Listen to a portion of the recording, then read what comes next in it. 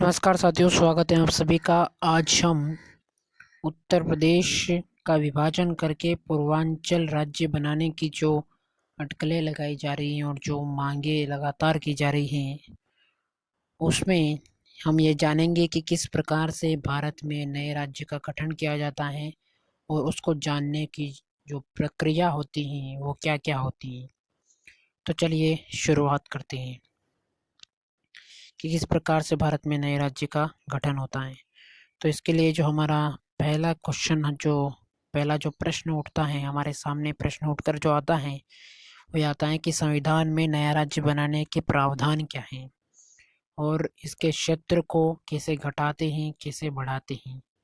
तो इसमें जो हमारा जवाब होगा वो कुछ इस प्रकार है कि केंद्र सरकार संविधान के अनुच्छेद 3 के तहत अलग राज्य के गठन का अधिकार केंद्र सरकार के पास है। वह किसी भी राज्य का क्षेत्र या तो बढ़ा सकती हैं या फिर घटा सकती हैं और किसी भी राज्य की सीमा बदल सकती है। केंद्र राज्य का नाम भी बदल सकता है, यानी कि किसी भी राज्य को बढ़ाना है, घटाना है, किस राज्य को अलग करना है, किस राज्य का क्या नाम रखना है, ये सारी जो शक्तियाँ होती हैं वो केंद्र के पास होती हैं, केंद्र सरकार के पास होती हैं।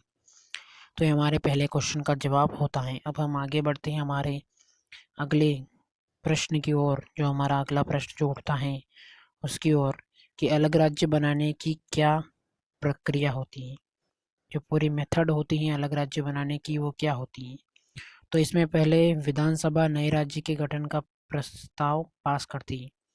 जिस भी राज्य का गठन करना होता है, यानी कि जैसे कि आप उत्तर प्रदेश का उदाहरण लीजिए, तो उत्तर प्रदेश की विधानसभा उसका प्रस्ताव पहले पास करेगी कि हमें उत्तर प्रदेश का विभाजन करके एक नया राज्य गठन करना है, और वह इस प्रस्ताव को राष्ट्रपति के पास भेजती हैं। इस पर केंद्र भी कदम उठा सकता है, ये भी एक प्रावधान है। उत्तर प्रदेश विधानसभा नवंबर 2011 में राज्य के 4 हिस्से में बंटवारे का प्रस्ताव पहले ही पास कर चुकी हैं। इसमें बुंदेलखंड, पूर्वांचल, अवध और पश्चिम प्रदेश बनाने का प्रस्ताव है। यह प्रस्ताव राष्ट्रपति के पास होते हुए गृह मंत्रालय पहले ही पहुंच चुका है। ये उत्तर प्रदेश के संबंध में हम बात कर रहे हैं। सरकार यदि फैसला ले तो गृह मंत्री संसद में नए राज्य के गठन का प्रस्ताव पेश करते हैं। इस प्रस्ताव में तय कर दिया जाएगा कि नए राज्य में कितने जिले और कितने विधानसभा और लोकसभा सीटें होगी। यानी कि जो नए राज्य के गठन की जो पूरी प्रक्रिया है वो कुछ इस प्रकार है कि पहले तो जिस भी राज्य का गठन करना होता है, जिस भी राज्य का विभाजन करना होता है, उस राज्य की विधानसभा उस गठन का प्रस्ताव पास करती हैं। फिर वह इसे राष्ट्रपति को भेजती हैं और फिर वह वहाँ से यह प्रस्ताव राष्ट्रपति के पास से होते हुए गृह मंत्रालय को जाता है। गृह मंत्रालय पर सरकार यह फैसला लेते हैं, यानी कि गृह मंत्री संसद में इस प्रस्ताव को पेश करते हैं। विधानसभा पास करती है, राज्य की विधानसभा से पास होते हुए प्रस्ताव राष्ट्रपति को जाता है। राष्ट्रपति यह प्रस्ताव गृह मंत्री को भेजते हैं और गृह मंत्री उसे संसद में पेश करती हैं। यदि इस प्रस्ताव में यह तय कर दिया जाएगा और संसद में इसे पेश करने के बाद संसद इसमें इस प्रस्ताव के बारे में यह तय कर देते हैं कि कितने जिले किस राज्य में बनाए जाएंगे और उसकी विधानसभा और लोकसभा की कितनी सीटें होंगी। तो यह प्रक्रिया रहती है एक नए राज्य के गठन की। अब हम हमारे अगले प्रश्न की ओर बढ़े, जो नए राज्य के गठन में हमारे सामने उठकर खड़ा होता है वो कुछ इस प्रकार होता है कि अगर अभी पूर्वांचल बना तो इस क्षेत्र के विधायकों की स्थिति क्या होगी। जो वर्तमान में उत्तर प्रदेश राज्य के विभाजन के बाद यदि हम पूर्वांचल बनाने की जो बात कह रहे हैं, यदि पूर्वांचल बनता है तो इस क्षेत्र के जो वर्तमान में विधायक हैं, जो सरकार हैं, उसकी स्थिति क्या होगी। तो इसके बारे में जवाब है कि यदि ऐसा होता है तो क्षेत्र के मौजूदा विधायक नए राज्य के विधायक कहलाएंगे और कोई अंतर नहीं आएगा, सिर्फ उन्हें नए राज्य का विधायक कहा जाएगा।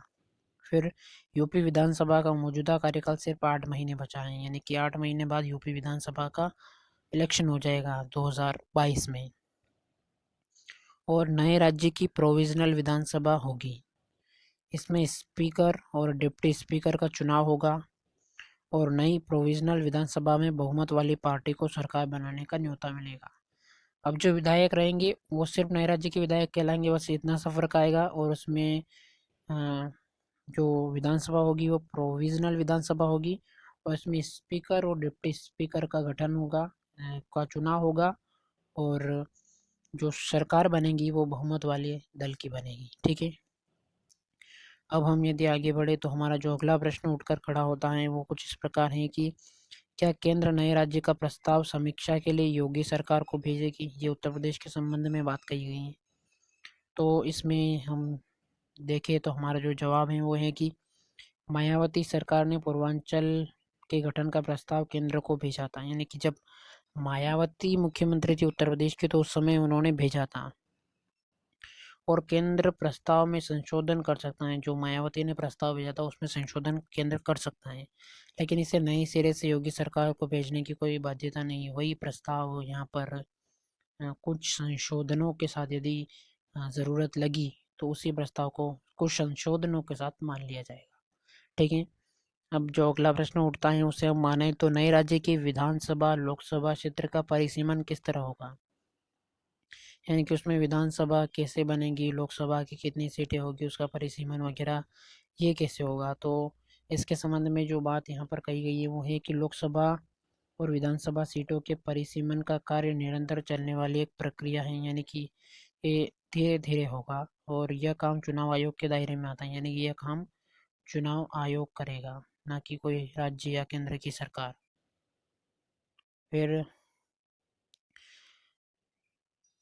आयोग को यह तय करना होता है कि कौन सी सीटें अनुसूचित जाति और कौन सी अनुसूचित जनजाति के लिए आरक्षित होगी, यह भी चुनाव आयोग ही तय करेगा। और लोकसभा और विधानसभा की सीटों के परिसीमन का कार्य भी चुनाव आयोग ही करेगा। ठीक है, अब हम हमारे जो अगले प्रश्न की ओर बढ़े तो वो हमारा अगला प्रश्न जो उठता है वो कुछ इस प्रकार है कि अगर पूर्वांचल राज्य बना तो वहाँ कितनी विधानसभा और लोकसभा सीटें होगी? तो इसे यदि देखें तो पूर्वांचल अगर राज्य बनता है तो इसमें 125 विधानसभा की कुल सीटें हो जाएगी, 25 सीटें लोकसभा की उन्हें मिलेगी और इस क्षेत्र में भाजपा 115 सीटों के साथ बहुमत में है। चूँकि इस क्षेत्र में भाजपा 115 सीटों के साथ बहुमत में है और मुख्यमंत्री योगी आदित्यनाथ भी इसी क्षेत्र के हैं तो वे नए राज्य के मुख्यमंत्री भी बन सकते हैं, ये संभावना है।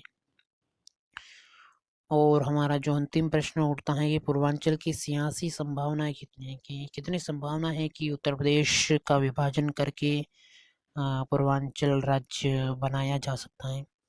तो यूपी के विभाजन की मांग लंबे समय से उठ रही है और काफ़ी समय से यह मांग चल रही है, क्योंकि जनसंख्या की दृष्टि से भी देखिए और कानून व्यवस्था की दृष्टि से भी देखिए और युवाओं को रोजगार के अवसर की दृष्टि से देखिए, हम राज्य के विकास की दृष्टि से देखें तो कई दृष्टियों से यह बात सामने आती है कि उत्तर प्रदेश का विभाजन करना सभी के हित की बात है, सभी को उससे लाभ ही पहुंचेगा, चाहे शिक्षा, स्वास्थ्य, रोजगार, हम किसी भी क्षेत्र की बात करें। तो यह हो सकता है कि जल्द ही विभाजन हो जाए और हमें पूर्वांचल के रूप में नए राज्य को देखने को मिल जाए, नया राज्य देखने को मिल जाए। अगले साल यहाँ विधानसभा चुनाव भी हैं, इसमें पूर्वांचल का गठन भाजपा को फायदा पहुंचा सकता है। हालांकि अभी सिर्फ चर्चाओं का दौर है, यदि पूर्वांचल राज्य बनता है तो भाजपा को नए राज्य से फायदा हो सकता है। ये कुछ बातें यहाँ पर कही गई हैं। तो इस प्रकार से होता है भारत में नए राज्य का गठन। इस वीडियो को आप ज़्यादा से ज़्यादा शेयर करें। धन्यवाद, शुक्रिया।